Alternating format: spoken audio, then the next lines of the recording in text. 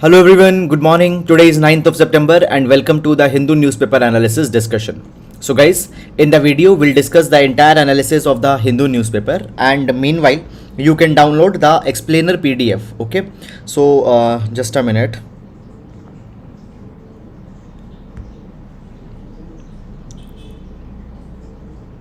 Okay, so this explainer PDF could be downloaded, and this particular explainer PDF contains all the notes of the Hindu newspaper that we are going to use in the today's newspaper. So you can download it. Now guys, first of all, let's take the overview of the entire newspaper and let's understand that which articles are important in the today's newspaper. So, the first article, India-China troops disengage at the LAC friction point in Ladakh. So guys, the core commander level talks are going on between the India and the China, and in that particular direction, there have been little bit pullback from the PP point number 15 in the Gogra hot springs area. Now understand this particular thing, that you are not required to go and see all the mapping details in this particular region, because there are many of the frictional points, many of the patrolling points on which the confrontation is going on and the situation is changing. So this is a positive development, that the pullback has been there, but still there are large number of areas which are under the contention. Then longest reigning monarch in UK, Queen Elizabeth II has died. So we'll see this particular development also. Then India ranks 132 as HDI score drops. We'll see this HDI index also for our examination.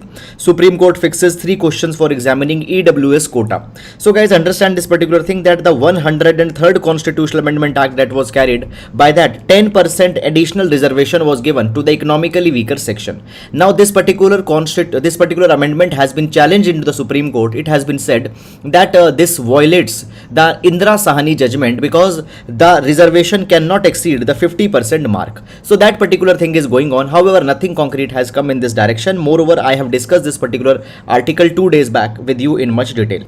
Then after that, why was West Bengal left out in talks with Bangladesh? Rajpath, a symbol of slavery, erased. So the name of Rajpath, that is the King's Way, has been names have been changed to Kartavya Path. So it has been said that it will inspire people to do more of their duties. Then in the city section, the regional issues, tenders, advertisements, etc. have been given. Not important for your examination. The fatal lure of instant loan apps. So guys, basically now there have been many of the loan apps which are providing the loan to the people. People are using these loans to play games such as the fantasy cricket and all such kind of things, and many other purposes. Now guys, the recovery that is being done by these loan apps, it is in a very intrusive kind of a manner. So on that particular thing, this article is discussing that, okay, how many apps are there, how many cases have come from the different states, but you don't need to go and in that particular data kind of a things. Then moving on, after that, in this particular direction guys, we'll be reaching to the editorial page. In the editorial page, the first article, Faustian bargain. So this particular article will understand with respect to the ethics. Then the outline of an essential global pandemic treaty. Again, we'll understand this particular entire article with respect to our exam. Discovery of Congress. So guys, this particular article talks about the Mr. Rahul Gandhi's rally, where the Bharat Jodo campaign, where he will test his acceptance as a political leader. So this is a 3,500-kilometer journey that has started from Kanyakumari. So that is being discussed. However, for exam, much of substance is not there in the article. AIDMK is a trouble. So again guys, this article is a political article, not important for the examination. Should the mother tongue or English be the medium of instruction? We'll see this particular article. Then coming on to the text and the context election, why the US midterm elections matters. So guys, the US midterm elections are being talked about, and into the US midterm elections, fine, what are the stakes of the Republicans, what are the stakes of the Democrats, and all those things are being discussed. Okay, now guys, you don't need to go and read these midterm elections that is going on into the USA for our examination point of view. Then Nathan Fielder's method of madness. So guys, this particular article is talking about a show that comes on the HBO, that is the Rehearsal. So the season 2 of Rehearsal has been launched. Not important for the exam. Then moving on, after that guys, in this particular capacity, basically the heckler's veto cannot be allowed. Okay, states responsibility to protect belief if it does not violate public order. Now understand this particular thing, that what's happening that the hijab case is going on in the Supreme Court, where the petitioner had said that they should be allowed to wear the hijab, because wearing hijab is not any threat to public order. Moreover, Indian secularism is a positive secularism, and in the positive secularism, all the religion are given the right to practice their religion. So that particular hijab case is going on. Now guys, every day every day reporting is being going on, that okay, today this argument was made, today that argument was made. Now you don't need to note down the everyday arguments that are being made into the Supreme Court. However, yesterday the positive secularism already we have discussed, so no need to go and follow this article every day. Supreme Court wants job policy for transgender in 3 months. Now guys, understand this particular thing, that the Trans Persons Act of 2019 had provided this particular thing, that the transgender people should be provided the economic opportunities and there should not be any discrimination for them and all those things. But this particular thing has been observed, that basically what has happened, even till now the representation of the transgender people into the jobs have not been very much clear. So therefore a policy is to be devised, fine, for opening the avenues for the transgender people in the into the jobs, particularly into the civil aviation. So a specific policy is needed, and for that 3 months time has been given. Then moving on, after that guys, spent nuclear fuel storage should be worked out. So we'll see the AFR facility, what it is all about. Okay, then Netaji's statue in Delhi has a Mysuru connection, not important for the examination. HDI, will discuss it. Uttarakhand panel seeks input on UCC. So UCC stands for the Uniform Civil, basically it stands for the Uniform Civil Code. Now when we talk about the Uniform Civil Code means that the civil law for all the religions need to be same. Okay, and as when we talk about the UCC has already been provided into the article number 44, that is the directive principle of the state policy. But up till now we don't have the UCC. In this particular direction, the Uttarakhand is trying to bring a model UCC. Okay, that's the case. However, will the UCC be coming in the India or not? On that particular thing there is no clarity up till now. BSL's change maker awards, not important for the exam. Then guys, Nirmala links inflation, state fuel taxes. We'll see this particular article with respect to the economy. Then the political article, fine, not important for the examination. Then guys, Naga team continues talks on the constitution. We'll see this particular article with respect to the examination. US to refit Pakistan's F-16s, India silent. So guys, basically as this defense cooperation is going on between the USA and Pakistan being an adversary of India. Okay, so this might make the situations more sticky, because when we talk about the USA has always asked that India should support the USA's concern. Therefore, India also expects the that the USA should respect the India's concern, and in this particular capacity Pakistan. But up till now nothing has happened in this particular direction. 39 exotic animals seized in Assam. You don't need to see which animals have been rescued. Then 300 new cargo terminals to boost railway revenue. So guys, yesterday we have seen this particular thing, that in order to promote the Gati Shakti initiative, the government has liberalized the land leasing policy. So yesterday I have discussed this entire article with you. Now here the statement is being given by the minister, that okay, what will happen and all these things. Okay, so already I have discussed. If you have not seen, please do see the yesterday's newspaper analysis. Google plans pilot on gambling apps. So basically the gambling apps, to restrict them, the Google is trying to bring a kind of a filter by which such kind of apps could be removed. Then this article talks about the Queen Elizabeth's death. Then moving on, after that, monetary tools alone can't tame inflation. We'll see this particular article. Then after that, auto retail, life insurance premium, all these trends are not important. Digital lending rules meant to end regulatory arbitrage. Okay, so basically guys, understand this particular thing, that today when we talk about the digital lending, okay, digital lending has become a very important activity. Okay, and there have been many platforms, many of such applications by which the digital lending can be taken up. Okay, so digital lending rules are being discussed here. Then moving on, after that, this is all about the newspaper today, and then we have the sports page. So guys, let's discuss all the relevant articles one by one in the detail. Now, starting up, so in every class we take a GS quote, and this GS quotation can be used for your examination. So guys, today we'll take the GS quotation, and here we'll take the quote from the Alexis de Tocqueville. Now, Alexis de Tocqueville talks about that nothing is more wonderful than the art of being free. Nothing is more wonderful than the art of being free, but nothing is harder to learn how to use that freedom. Now the freedom everybody likes, everybody wants to be free, but how you can use your freedom so that it doesn't impact other people's freedom, how you can use your freedom so that it doesn't impact other people's dignity, such kind of a thing is not known, is not understood by everybody. So rather than having the right to freedom, you should know how to use your right of freedom. So this is a very important and good quotation given by the Alexis de Tocqueville and can be used in the GS paper number 2 answers, as well as it can also be used into the answers related to the GS paper number 4. So that's all about this quotation. And now let's take the first article. Okay, just a minute. Now, so basically guys, the article, it talks about, first of all, India ranks 132 in HDI as score drops. India ranks again 132. These two articles I have taken and I have clubbed these two articles. Now this particular article will see with respect to the GS paper number 2. This article will be taken with respect to the GS paper number 2, that is the human development, okay, as well as with respect to the social justice indicators in India. We'll take this particular article. Now let's discuss that what the article talks about. First of all guys, what is this human development index? So basically when we talk about the human development index measures a country's progress on certain parameters. For example, in the human development index there are the three dimensions that are taken. For example, number 1, there is the long and healthy life dimension. Second dimension is of the knowledge. Third dimension is of the decent standard of living.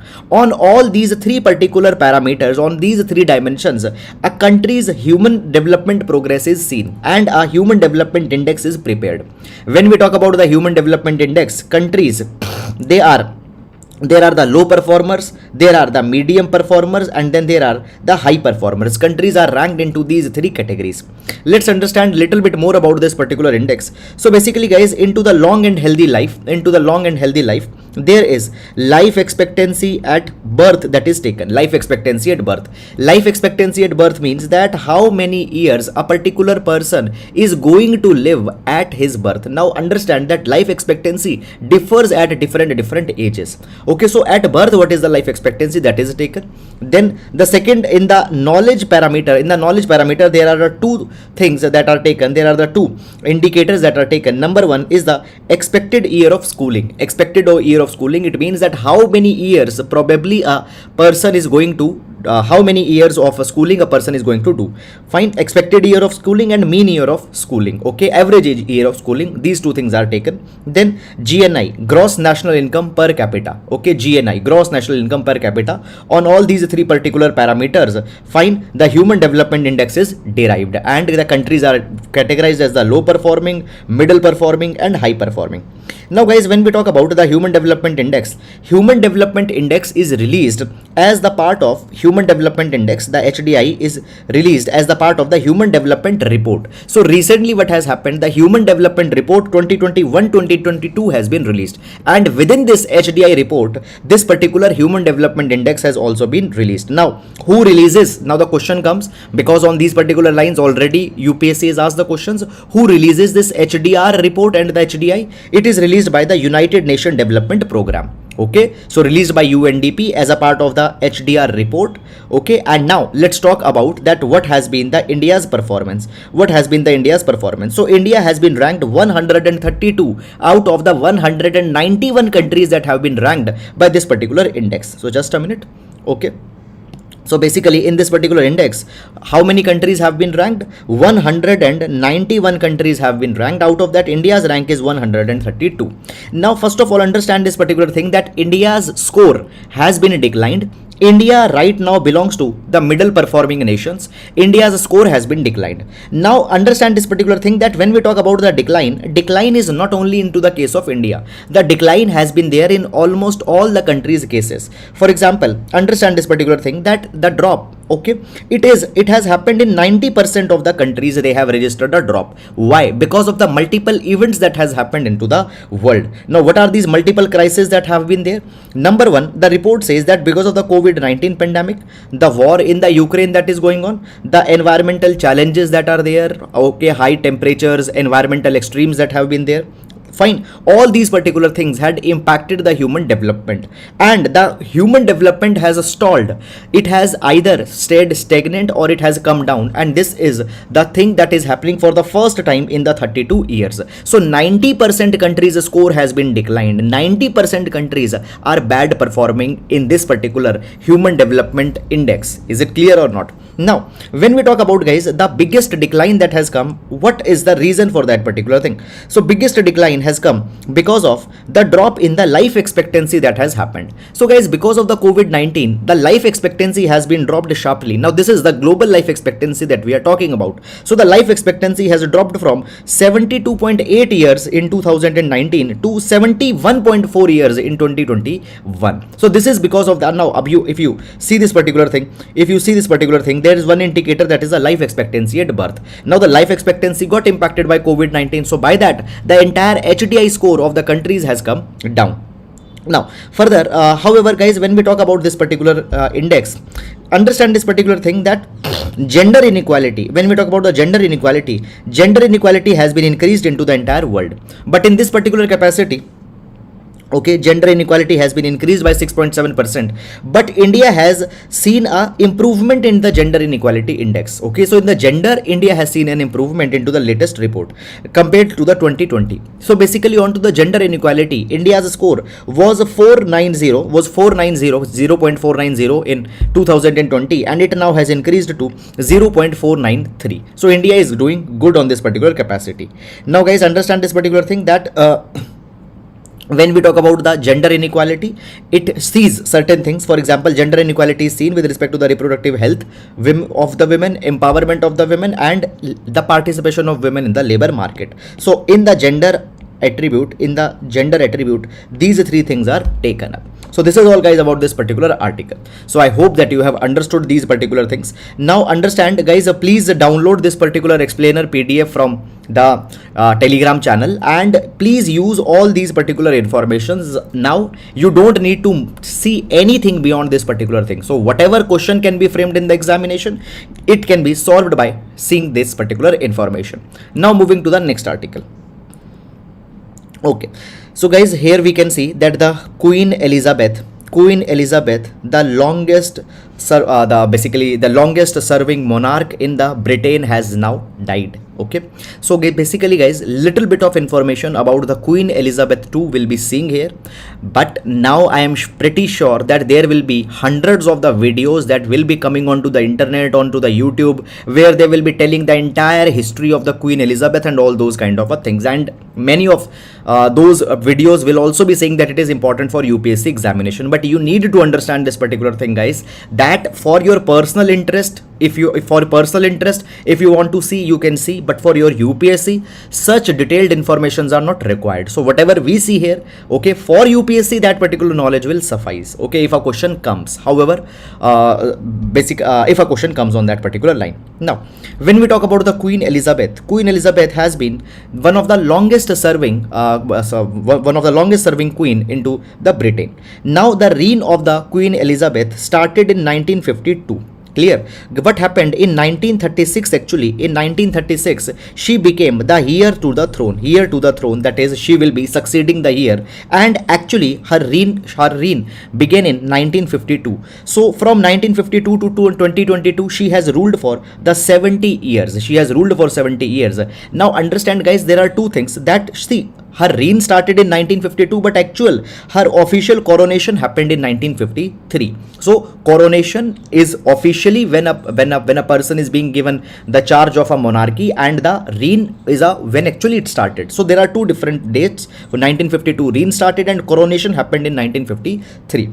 Now when we talk about the Queen Elizabeth II's tenure has been very long. 70 years she has ruled. So guys, understand this particular thing, that she has faced many number of things. For example, the post-war austerity. Now what is the post-war austerity? Austerity means a condition when there is a financial crunch, when there is an economic crunch. So what happened? Europe has seen two world wars, World War I and World War II. Now particularly after the World War II, the economic condition of the Europe became little bit problematic, and at that point of a time, expenditures were to be reduced. So that post-war austerity was something that has been seen by the Queen Elizabeth II.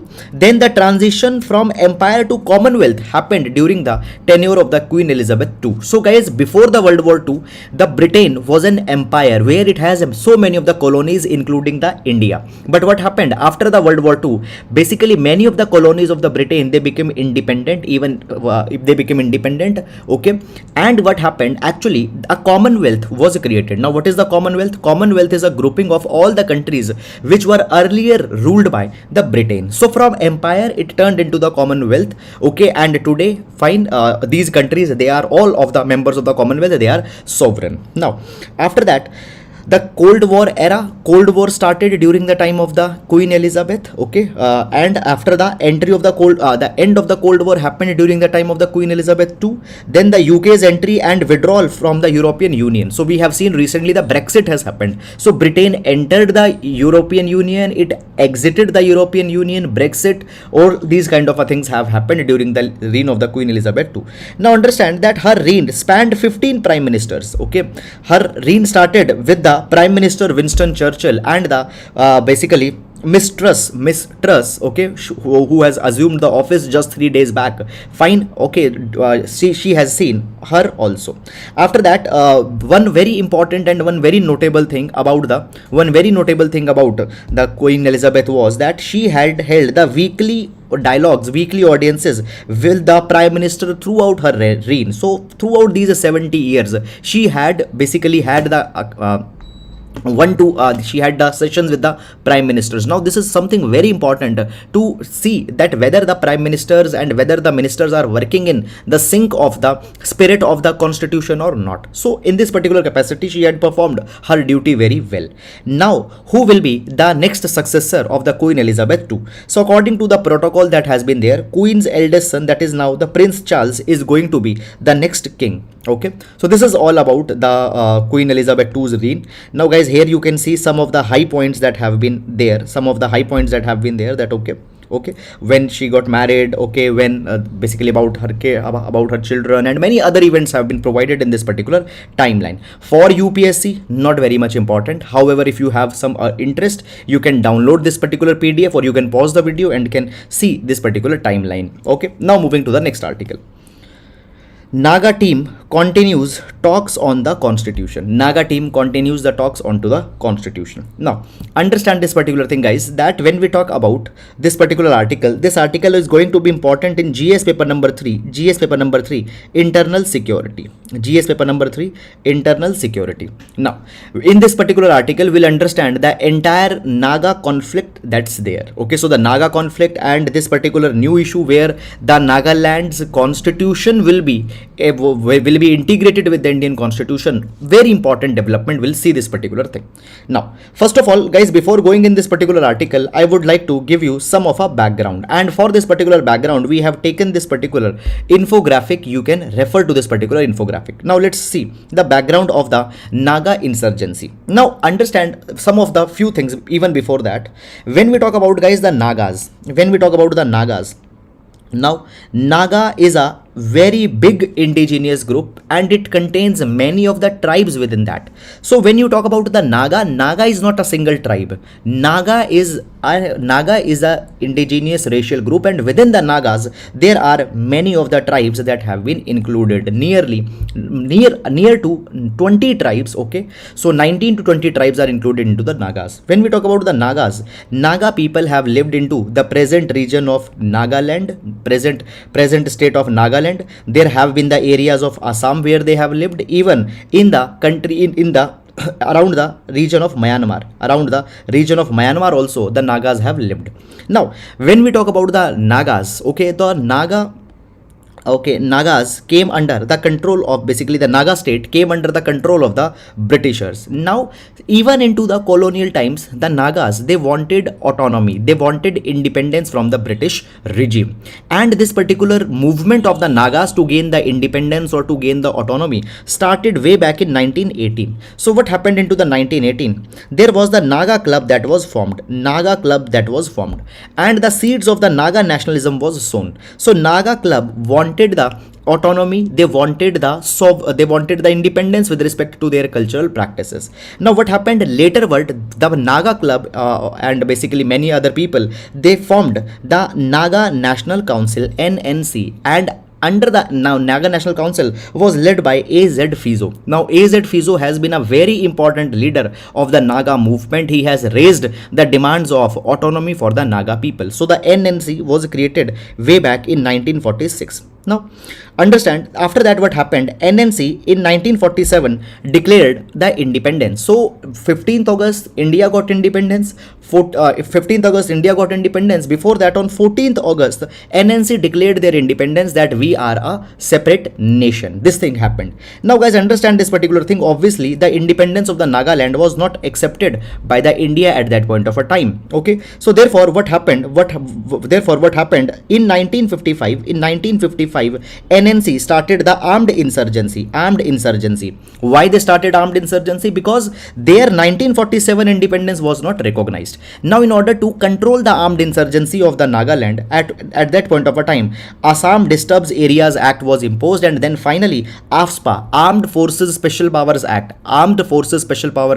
came in existence. So guys, few days back, if you are following newspaper analysis, we have seen this particular thing, that the AFSPA Act has also been controversial, because recently into the Nagaland 13 of the civilians were killed by mistake because there was some intelligence gap. So at that point of a time, it was also said that this AFSPA Act is responsible.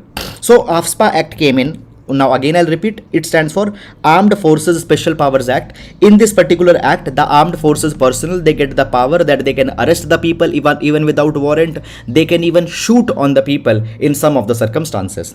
Now this particular thing continued, and what happened in 1963, the Nagaland as a separate state was born. Now the Nagaland as a separate state was created in order to pacify the demands of the Naga people.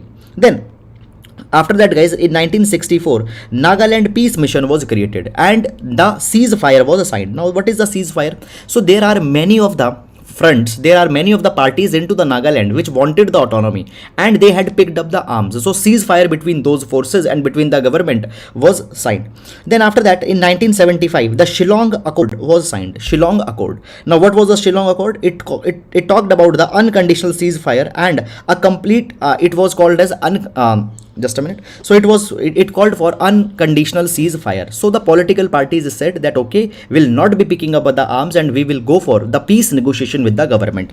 Now this particular complete ceasefire was called as a complete sellout. Now what is the meaning of this complete sellout? It means that at that point of a time, it was criticized. It was said that the political parties of the Nagaland, they had been sold to the government, they had compromised their concerns. So this was criticized also at that point of a time.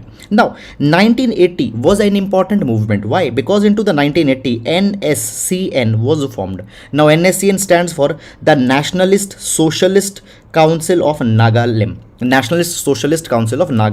Now what does this particular word Nagalim means? Now the Nagalim means that they wanted a super state. Now the state having the regions of Nagaland, having the regions of Assam, and some other regions from some other northern eastern states, where all the Nagas will be brought under one common territory. So the Nagalim was a super state. Sometimes in the Nagalim, they have also demanded some of the parts from the Myanmar as well as China also. But it largely concerns of creating a super state, having the Nagaland, having the regions of Assam, and many other small packets of other states also.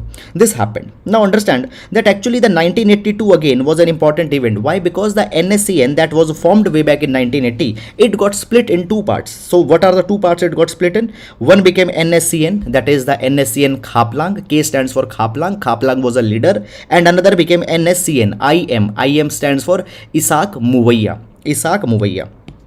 Khaplang. Okay. And then the second is Isaac. Okay. Isaac Muvaiya. Okay, so these are the two factions of the NSCN that got formed in 1988.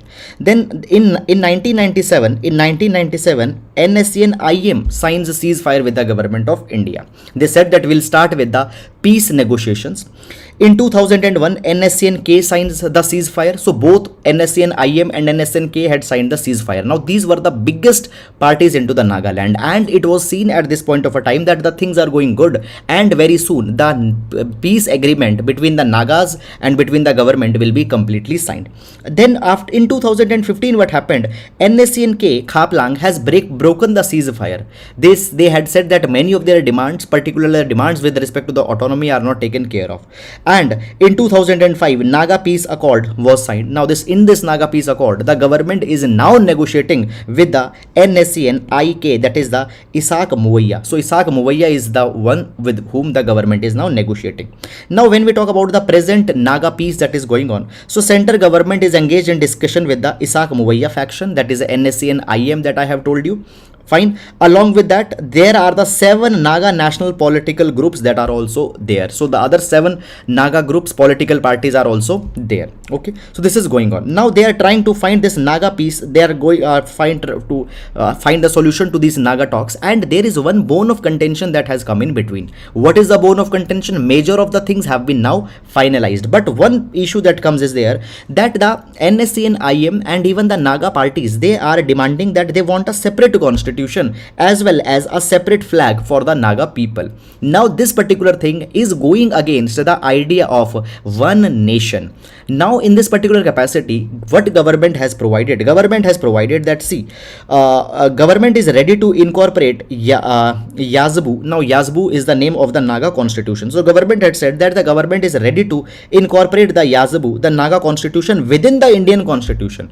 It means there will not be a separate constitution. Within constitution, their constitution will be integrated. Moreover, they can also have a civil and cultural flag. Now what is the meaning of this civil and cultural flag? It simply means that they can use this flag on some of their some of the ceremonies, on some of the functions, but cannot use this particular flag into the government function. So into the cultural functions, into the civil functions, they can use this particular flag. So basically, in principle, the demand of a flag in the civil purposes and in cultural functions have been accepted, and to have the constitution integrated within the Indian constitution, this demand has been accepted. So by this particular thing, now it's expected that finally the Naga peace agreement will be completed. So understand this particular thing, guys, that when we talk about the Naga peace agreement, it is being negotiated since 1997, okay, and now it's nearly 25 years that have happened. Okay, Naga peace accord was signed in 2015. That was a major development, but still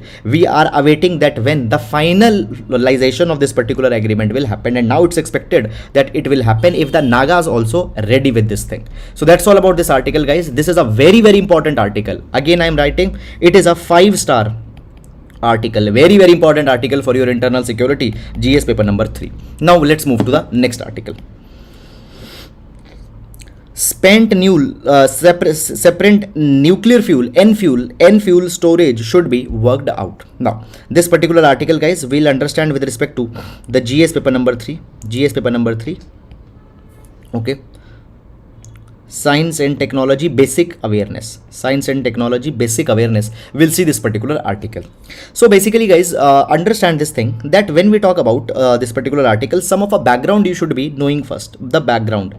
Now when we talk about, guys, the energy mix of India, it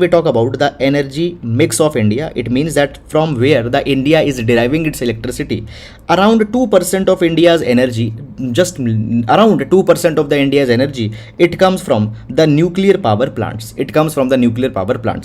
Now when we talk about the nuclear power plants, there are the positives as well as the negatives for the nuclear power plants. Number one, the nuclear power plants, they don't release the carbon emission which is released by the coal. Okay, what happens? Very less uranium can produce the energy which is much more than what the billion tons of the coal can produce. So uranium, when we talk about it, it's hyper efficient. And because of that, its hyper efficiency, the carbon emission problem can be mitigated. So it has been said that the nuclear power plants are cleaner. They are cleaner. Okay, number one, they are clean. Number two, they are sustainable. Okay, but at the same time, there are certain concerns that comes is that, number one, that the nuclear, when we talk about the nuclear power plants, the uranium that we are using, okay, uranium, thorium, whatever is being used, they are the radioactive materials. And being the radioactive materials, what can happen? They might impact the life forms, flora, fauna. Secondly, guys, what will happen into the case of a nuclear meltdown? In the case of the nuclear meltdown? Now, what is this nuclear meltdown? We have seen into the past that there have been the accidents of very big magnitude that has happened. For example, Fukushima disaster happened into the Japan. Then Chernobyl disaster happened into the erstwhile USSR.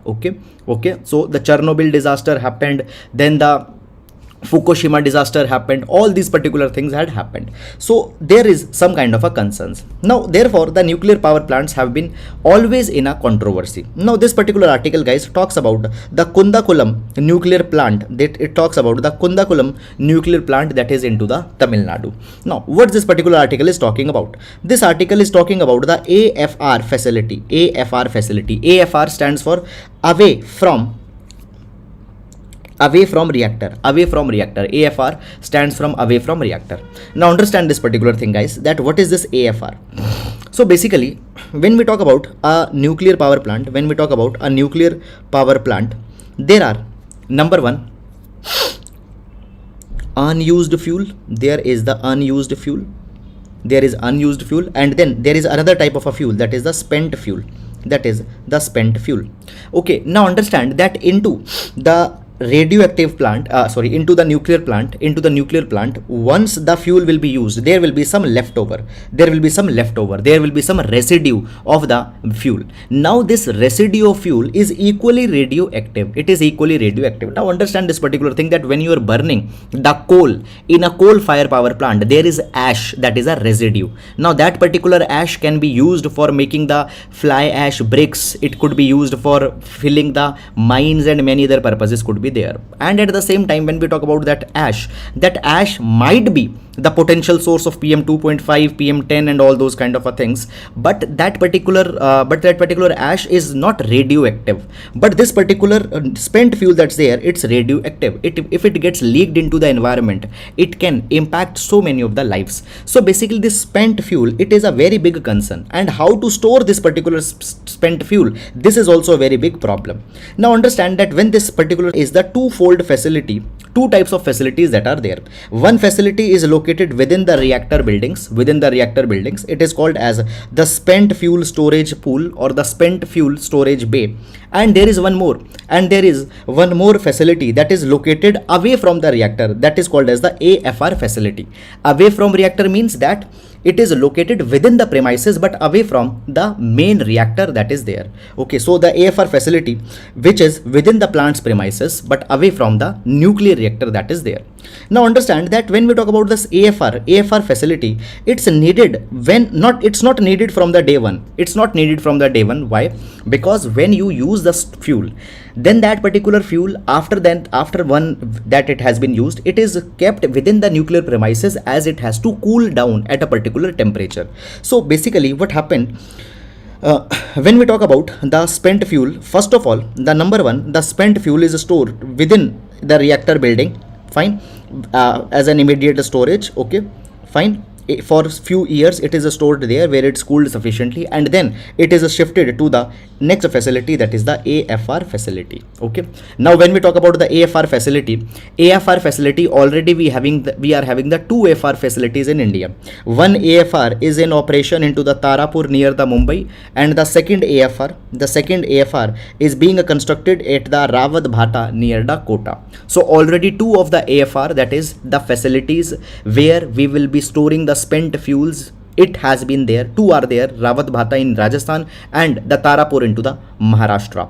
Now the question comes that it was provided that the AFR was to be constructed for the Kudankulam also. Okay, so the AFR was to be constructed for the Kudankulam nuclear plant into the Tamil Nadu also. Now, what has happened over the years? Over the years, multiple deadlines have been created. For example, what happened initially in 2013, the Supreme Court provided 5 years time to the NPCIL, okay, NPCIL, that is the Nuclear Power Corporation of India Limited. Nuclear Power Corporation of India Limited. Time till 2018 was given. Then what happened? An extension was given till 2022. Then extension was given till 2022. And now the NPCIL is asking that they should be given the time till 2026 to construct this particular AFR facility. Okay, so they are asking this particular extension. Now, when we talk about the Kudankulam power plant into the Tamil Nadu, there have already been a lot of concerns.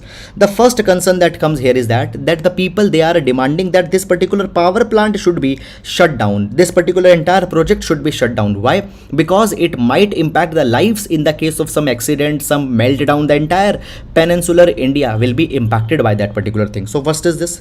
Then second, the problem that coming here in this particular direction is that they ask that why this AFR facility is not being constructed. Okay, there are the serious concerns that if this AFR facility is not concerned, there might be some exposure that can happen. Third, the location of this AFR, the location of this particular AFR. Okay, so this is also the concern of the people. But as of now, the AFR, they have asked that please give us the time till 2026 and we'll construct this AFR by then. So this is the entire issue in this particular direction that has come. So guys, I hope that you have understood it, and now we'll move to the next article. The outline of an essential global pandemic treaty. This particular article we'll see with respect to GS paper number 2, that is the international cooperation for the topic of health. Let's see this particular article. So basically guys, as the COVID-19 pandemic has come, we have seen in the COVID-19 pandemic that it has become number one, the health catastrophe, and in that capacity, as it has become the health catastrophe, we see that 80 million people have already been died. Then secondly, it has become an economic catastrophe, as 120 million people have been pushed into the poverty. So it became a health crisis, it became secondly an economic crisis. The global recession has been started. Now we know this particular thing that if the pandemic is to be avoided, everybody has to make safe. So nobody is safe until everybody is safe. This is the motto that has been taken. Now understand this particular thing that because of this particular pandemic, we have seen that the health facilities, they have been stretched beyond their capacity. Hospital facilities, they have been stretched beyond. Governments are doing disproportionate expenditures onto the health. So the health infrastructure is under a lot of pressure. Okay, there have been a lot of health inequity also. When we talk about health inequality, we need see this particular thing that the countries from Africa, countries from Latin America, they have not been able to vaccinate their people. There is a lot of inequity with respect to the vaccine availability, diagnostic kit availability, medicine, therapeutics availability. Now, when we talk about the higher income economies, even they are suffering because of the socio-economic consequences of the pandemic. What is the socio-economic consequence? It has been said that the pandemic has created a lot more inequalities. Some people who were in pharma sector, in IT sector, their wealth got increased, but the other people in the informal sector, they got plunged into the poverty. So monopolies created by the pharmas such as the Pfizer, Biotech, Moderna, at least 9 billionaires have been created since the COVID-19 pandemic started. So the 9 new billionaires in the pharma industry are created. Then the billionaires have been created in IT industry, then billionaires have been created in many other industries also. So this is something that has happened. So basically the COVID-19 pandemic has created inequalities, widened the inequalities in the world. Now understand this particular thing that there was a target of vaccinating 70% of the world population by mid of 2022. This particular deadline has been missed. Why? Because the countries of Africa, countries of Latin America, poor countries, they were not able to procure the vaccine for their own people. Now in this particular background, there is a need of a global pandemic treaty. There is a need of a global pandemic treaty that has been proposed by the World Health Assembly. So World Health Assembly, it is an important decision making body within the WHO. So within the WHO there is a World Health Assembly, and there this global pandemic treaty has been proposed. Now understand that in this global pandemic treaty, India can play a very important role. How India can play an important role? Number one, India is the pharmacy to the world. 60% of the world's vaccine is made by the India. 60 to 80% of the annual vaccine procurement that is done by the United Nations. So 60 to 80% vaccines are given by India. At the same time, the vaccine diplomacy that India started in the 2021, where the vaccines are provided to the countries who cannot afford them. This is also a very good example of India's lead role in pandemic. So through vaccine Maitri, India has done some very good work. Understand, then after that, the next development that comes here onto the part of India is that basically in 2020, India and South Africa, two countries proposed this particular thing, that under the WTO, the patent waiver should be given for the COVID-19 vaccines, for the COVID-19 drugs, for the COVID-19 diagnostic kits. So this is not time that some companies can make the patent on vaccine and can earn substantial profit, substantial revenues. So basically, you know this thing that when the vaccine was, whenever an invention is there, a patent of 20 to 25 years is given. That only that particular company in that 20 to 25 years can make that particular vaccine or can make that particular product. So it was said that the patent should be made open source to everyone. This was the India and South Africa's proposal. So this also shows that how India cares about the equity. Then after that, guys, when we talk about the global scale, there is already the vaccine alliance that is going on, and under this particular vaccine alliance, the United Nations and many other corporations are coming together. They are procuring the vaccines which are to be delivered to the low income countries and to the middle income countries. That is something that is going on. But guys, up till now we don't have a single treaty which deals with all the aspects of the pandemic. So we need to have a single treaty that should cover all the crucial aspects, such as the data sharing of pandemic. For example, guys, the data with respect to the cases, data with respect to the drugs, data, other scientific data, the data with respect to the genome sequencing, okay, data with respect to the emerging viruses, all this particular thing is to be shared. There needs to be an early warning system which should be shared by all the countries together. Then all the countries should have the framework where they can mobilize mobilize their resources, and the states need to agree on some common metrics. The states need to agree on some common metrics. Okay, for example, how much health investment is needed, how much infrastructure is needed, all these particular things. So these common standards with respect to the data, with respect to the investment, with respect to other frameworks, can be provided by this global treaty on pandemic. So this global treaty on pandemic is the need of hour, and India can play an important role, a lead role in this treaty. So this is a very, very good article and a very fresh perspective that has been given. Now we'll move to the next article. Faustian bargain versus principle in the toss-up. Now, guys, this particular article will see with reference to the ethics GS paper number 4. Now, what this particular article is talking about? Now, guys, this particular article is saying that today that many of the, now listen me very carefully. You don't need to go in this particular article, because in the article political references have been given. So, what's the content? Understand this thing. Now, there have been leaders such as Gandhiji. There have been the leaders such as Rabindranath Tagore. There are leaders such as the Nehruji. For these people, their ethics were very important things, and they never compromised on their ethics, even if they were to become unpopular. For example, when we talk about Gandhiji was very much firm on his idea of non-violence, and he called off the entire non-cooperation movement after the Chauri Chaura incident that happened. Okay, he knew this particular thing, that if we will call off the movement, the people will become angry. But he was not concerned about his popularity. For Gandhiji, his ethics, his personal morality was much more important. That was the case. Now, moving on in this particular capacity, today when we see the politicians are giving away their ethics, okay, in the hope of gain now condemnation forever. So for some short-term gain, for some short-term advantages, they are giving away their ethics. Now here there is one particular example that has been given. It has been provided by that the Delhi's chief minister recently is going for the political campaign in Gujarat. But into the Gujarat, there was the Bilkis Bano controversy that is going on. 11 of the convicted men, they were released. Okay, so the CM has not spoken a word on that particular thing. This could be because of a fact that his political campaign in the Gujarat Hyderabad will get impacted.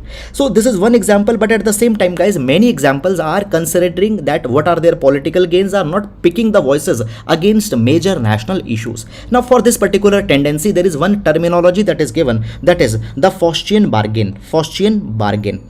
Now, what is the Faustian bargain? The Faustian bargain, it simply means, the Faustian bargain, what it means, first of all, let's understand. Faustian bargain means an agreement where a person trades something of a supreme moral, spiritual value for power, knowledge, or wealth. So there's a kind of a story what happened. There was a German legend. There is a German legend that John George Faust, he sold his soul. He sold his atma to the devil for unlimited knowledge and worldly pleasures, but for a limited time. So he sold his soul for some pleasure, knowledge, and power for a limited time. Now what has happened often what has happened, the leaders, they have sold their ethics, they have sold their morals for some power, and this is the Faustian bargain. Now when we talk about the Faustian bargain, understand, guys, that the Faustian bargain, okay, we see this particular thing, that the Roosevelt has been one leader who has been accused of the Faustian bargain. Now why the Roosevelt has been accused? So basically, what happened, the Roosevelt brought the New Deal. Roosevelt brought the New Deal. Now the Roosevelt, when we talk about the Roosevelt into the America brought this New Deal where the economic reforms were brought by the USA, America. Okay, so FDR was the president of US. So he brought this particular New Deal, but there he wanted the consensus of the southern states into the USA. Now in the southern states of the USA, there was a slavery that was going on. And the slavery was very important aspect of the southern USA's states. What happened? He got the support of the southern states, but he did not spoke anything against the slavery. Why? Because if he would have spoken anything against the slavery, the southern states of the USA would not have given him the support. So what happened? He compromised on slavery in the hope of getting the political support. So this is the Roosevelt's silence that has been there, and it has been said that today the leader, they have opted for the Faustian bargain. They have opted for the Roosevelt silence. They are giving away their morals, they are giving away their ethics for some political gain, for some political power. This is the issue that's going on. So therefore, guys, it has been understood that when we talk about the Faustian gain, such Faustian bargain should not be taken. There have been some leaders such as the Gandhiji, okay, okay, fine. So Gandhiji, who entered into no Faustian bargain. Okay, we have the example of Nelson Mandela. We have the example of Jawaharlal Nehru. We have the example of Rabindranath Tagore. So basically, these are some articles. Which have basically not entered into the Faustian bargain, and therefore they have upheld their ethics. So the other leaders need to learn from this particular example. This has been provided. So guys, this is an idea that has been given here. So this idea is very important for your UPSC examination. Clear? Now moving to the next article. Condemnation mean to disapprove something. Condemnation means to disapprove something. Now moving to the next article. So guys, first of all, again I'll say, very good idea, Faustian bargain. Please use these keywords in your essay answers as ethics answers. Now we'll move to the next one. Should the mother tongue or English be the medium of instruction? Should the mother tongue or English be the medium of instruction? Now moving on. So basically guys, now this particular question has come, that whether the English should be used as a medium of language in the school education or the mother tongues. Now repeatedly it has been provided by many leaders that the mother tongue needs to be used as an instruction of language. So this particular article will see with respect to GS paper number 2, issues related to the education. Let's see the article. So basically, English, it has been said that it can be taught effectively not as the medium but as a second language. Now understand this particular thing. I'll give you some of a background first.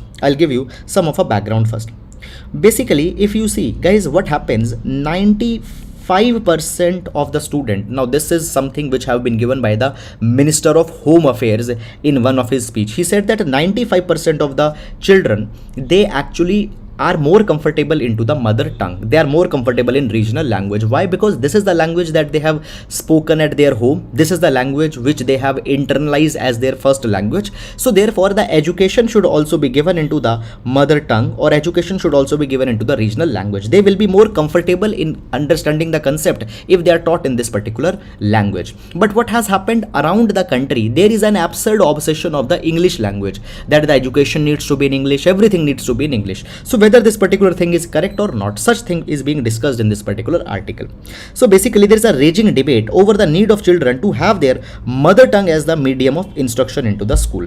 Even when we talk about the new education policy of 2020, it has also provided that till class 5 or possible till class 8, if we need to strive for class 5 or if possible till class 8, that the language of the instruction into the schools need to be the regional language or the mother tongue.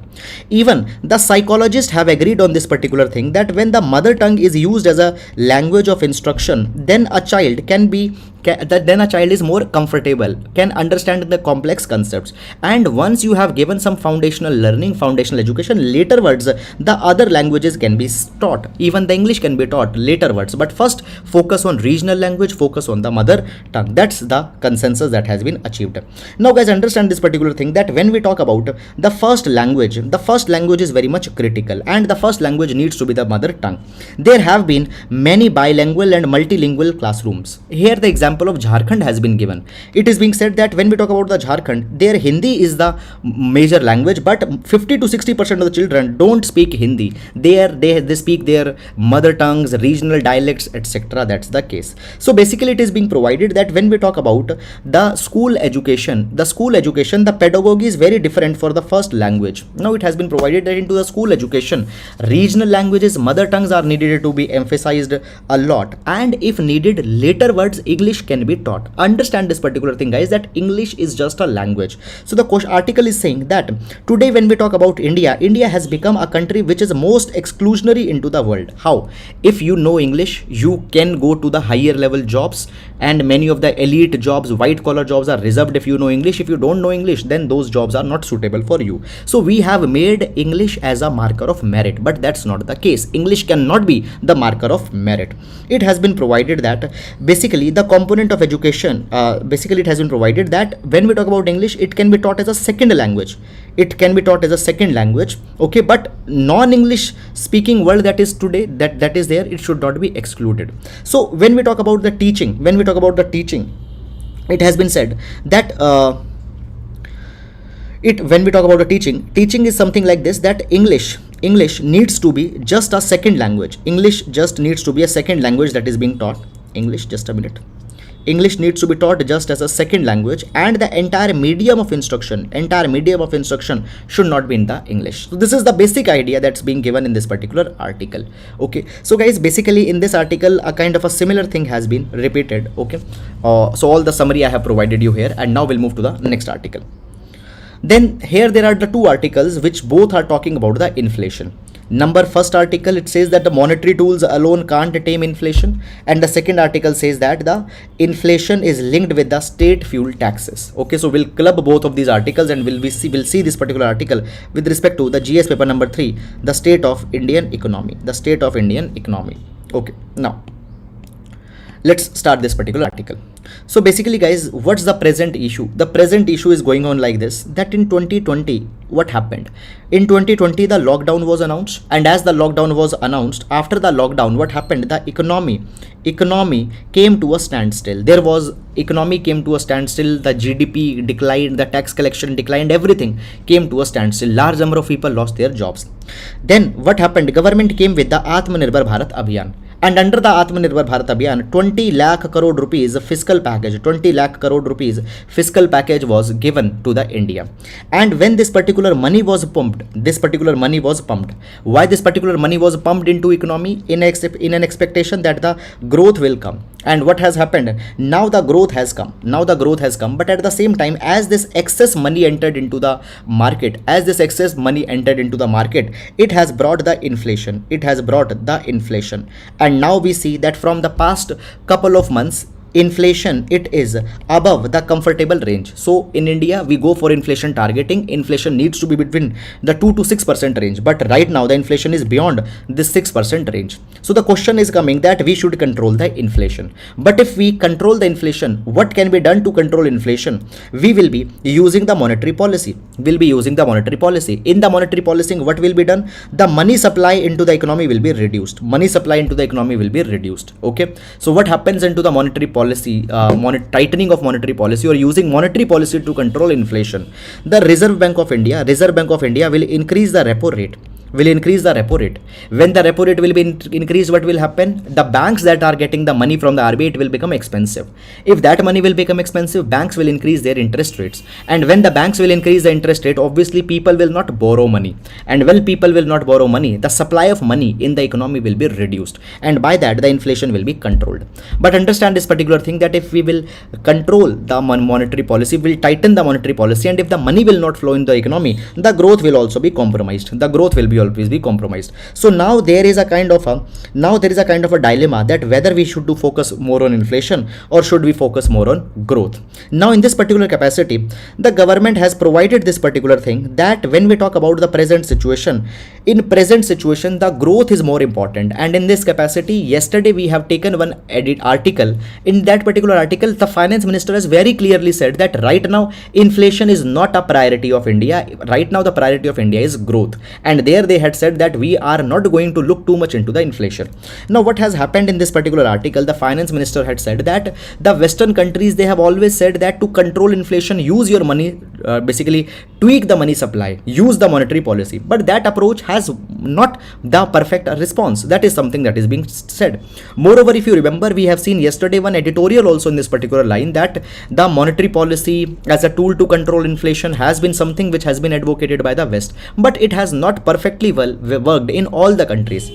So basically what the finance minister says that the monetary policy tools like interest rate increase deployed by several central banks, many countries, would not suffice to cool inflation. They'll not cool the inflation, and suggested that RBI need not synchronize its action as much as its counterpart in developed country. So RBI should not be concerned with what the developed countries are doing. So rather than restricting the money supply, we need to right now focus on to the growth. So basically what finance minister had said, that the growth needed attention right now. Growth needed the attention. Okay, so this is something it has been said. Here, the finance minister had said that India's inflation management is an exercise of so many of the different activities. There are so many of the factors. Now understand this particular thing, guys. See, today there is inflation. I ask you a very basic question. Do you go to the bank and you take loan for buying milk, for buying vegetable, for buying groceries? No. Every person doesn't goes to the banking channel to buy their to take the loan for buying these essential commodities.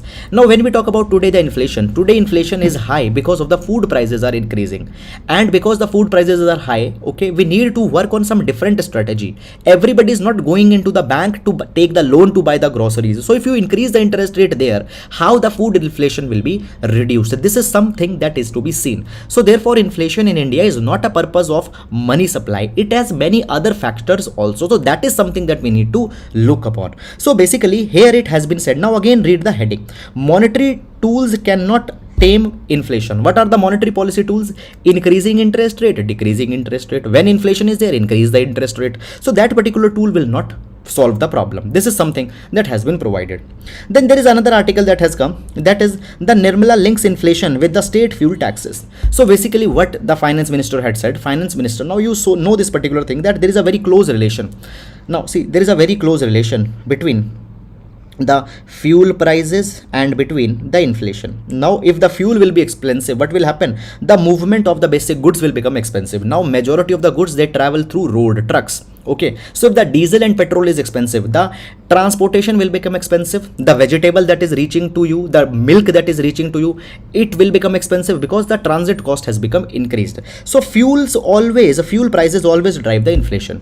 Now the government is saying that the government has reduced the taxes, had reduced the levies onto the fuel. Central government had that particular thing, but the state government has not done. So what the finance minister had said, that the center government had cut the petroleum taxes Central government had cut the petroleum taxes on 2 occasions in view of the surging global prices. Okay, but the states had not offered any relief to the residents. Okay, so the state government have not reduced the fuel taxes, fuel levies. Because of that, the inflation is also going high because the transportation is becoming expensive. So these are some of the links that have been made. Now understand this particular thing, guys. You don't need to go and specifically, now see, I tell you myself that this article is important, please note down it in your notebook. But these kind of developments are not needed to be noted down. Why? Because this is a present development in Indian economy. 4 months later there will be some another development that will come. So you just need to understand these particular things for the sake of your understanding on Indian economy. So no need to go and make notes of this particular thing that okay, finance minister said that particular thing on that date. No. So I tell you, this is a very important article, please note it down. This article, please note it down. But this, understand it, noting down is not important. So that's all about this particular newspaper analysis for today, guys. Now we'll be meeting tomorrow. Till then, please take care of yourselves, and if you have liked the video, please do hit the like button. Please do leave your lovely comments, and I really appreciate all of your support, and I really appreciate all the trust that you have shown in our initiative. So thank you so much for your contribution. Thank you. Now we'll be meeting tomorrow. Take care of yourselves.